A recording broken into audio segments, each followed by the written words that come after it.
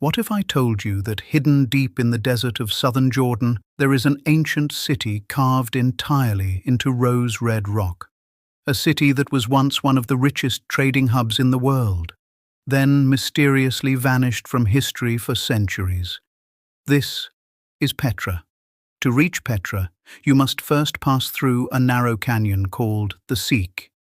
Towering cliffs rise up to 80 meters high on either side. The pathway twists and turns, building suspense with every step. And then suddenly, it appears. Through a crack in the canyon walls, you catch your first glimpse of Petra's most iconic monument, the Treasury.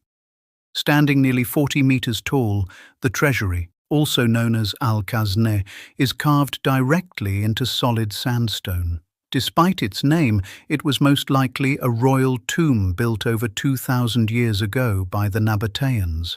The Nabataeans were an ancient Arab civilization who transformed Petra into the capital of their kingdom around 300 BCE. But how did a desert civilization become so powerful? The answer: trade. Petra sat at the crossroads of major trade routes connecting Arabia, Egypt, and the Mediterranean. Caravans carrying spices, silk, incense, and precious goods passed through this city, and the Nabataeans taxed them all. Their wealth allowed them to carve massive temples, tombs, and monuments into the surrounding cliffs. But Petra wasn't just beautiful. It was brilliant. In the middle of the desert, water is survival. The Nabataeans engineered an advanced water management system, channels, dams, and reservoirs that captured rainwater and protected the city from flash floods. This innovation allowed tens of thousands of people to live in one of the harshest environments on Earth. High above the city sits another masterpiece, the Monastery, or Ad-Deir. Even larger than the Treasury, it requires climbing more than 800 steps to reach it. But the view at the top, absolutely unforgettable. In 106 CE, the Roman Empire annexed Petra. Roman influence can still be seen in the colonnaded streets and amphitheatre, but over time, trade routes shifted, earthquakes struck, and Petra slowly declined. By the Middle Ages, the city was largely abandoned, known only to local Bedouin tribes. To the outside world, it was lost, that is, until 1812. A Swiss explorer named Johann Ludwig Burckhardt disguised himself as a traveller and convinced a local guide to take him to the hidden city.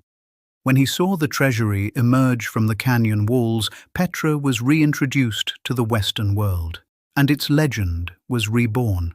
Today, Petra is one of the new 7 wonders of the world and a UNESCO World Heritage Site. Millions visit every year to witness its beauty. But no camera truly captures what it feels like to stand there in person. The scale, the silence, the glow of the stone as it turns deep red at sunset.